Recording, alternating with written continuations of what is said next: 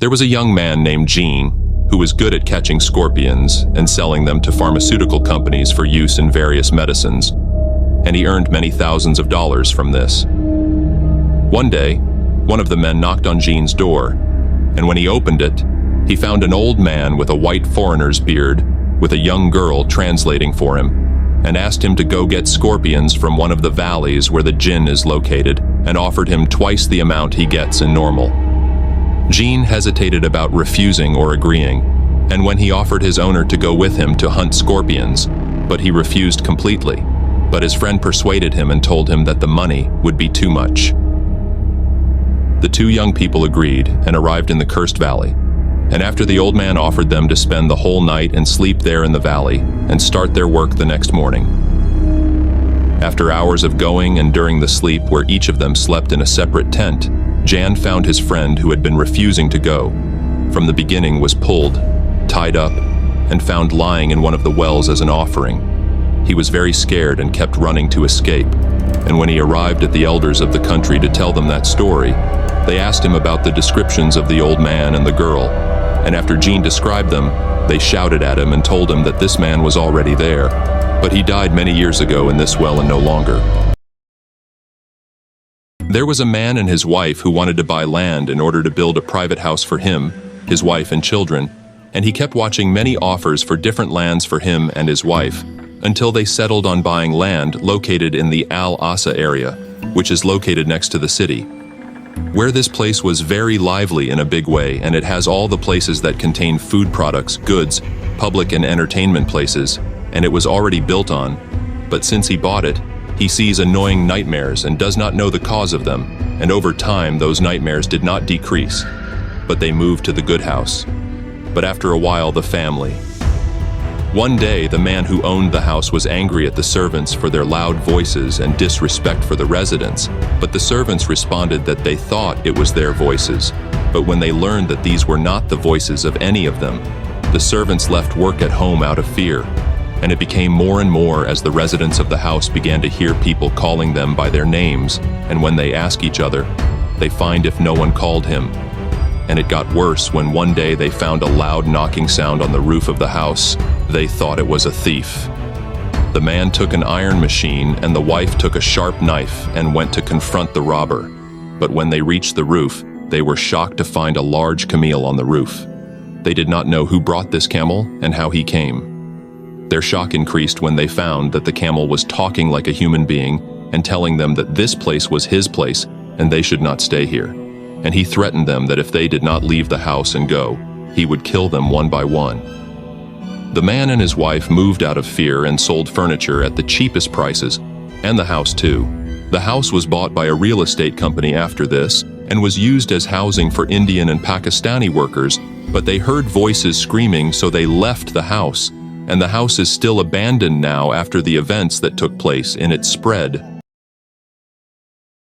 One of the girls named Amy says that she was visiting her sister at her house, and during her visit she found loud screams coming from the neighbors, so they went to see what was happening. They found a girl named Jessie screaming and crying hard and banging her head against the wall for no reason, and they were surprised by this scene, and when they asked Jessie's sister Lily, who was sitting with her, told them a chilling tale. Jessie, who screams, loved her husband very much and was afraid that he would leave her because she was very attached to him, and she was doing everything she had to for him, and one day her friend advised her to go to one of the witches and give her magic to make her husband not leave her forever. Already she went and took it from her, but the witch advised her to put this magic in the grave of a newly buried person, and unfortunately the newly deceased was their mother. So Jessie buried the magic in the soil with her. But Jessie didn't tell Lily all those events. She didn't know. And Lily's mother came to Lily in a dream, crying terribly, and told her that what was in her grave was removed, but she didn't know what Jessie had done. Lily was telling the dream to Jessie, but Jessie didn't tell her what she had done, and she was telling her we should pray to her, but Jessie couldn't pray at all, which surprised Lily. The dream was repeated a lot until Lily went to the sheikh to interpret dreams and asked him about the interpretation of this dream, and his response was to ask Jessie if she had done something wrong, and also asked her to pray a lot to her mother. When Lily told Jessie what the sheikh had said, She confessed what she had done while crying with heartburn, which made Lily take her sister and a lady with her so that they would remove this magic.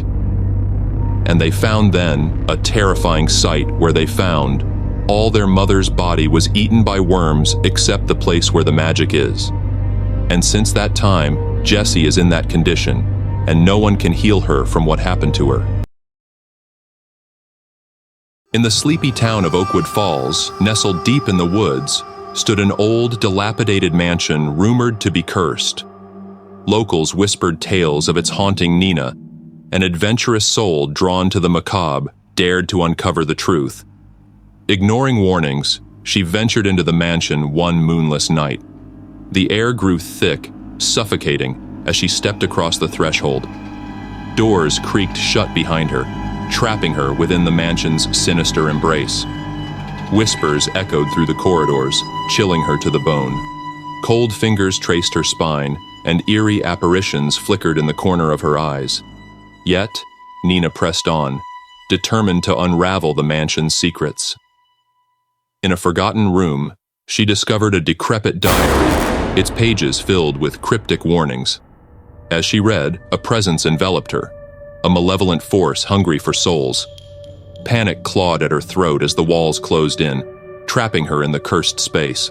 A figure materialized, a ghostly specter consumed by anguish, its hollow eyes fixed on Nina. She tried to flee, but the doors slammed shut, sealing her fate within the mansion's grim embrace. The diary spoke of a ritual, a sacrifice needed to appease the vengeful spirits. With dread clawing at her heart, Nina realized the chilling truth. She was the intended sacrifice.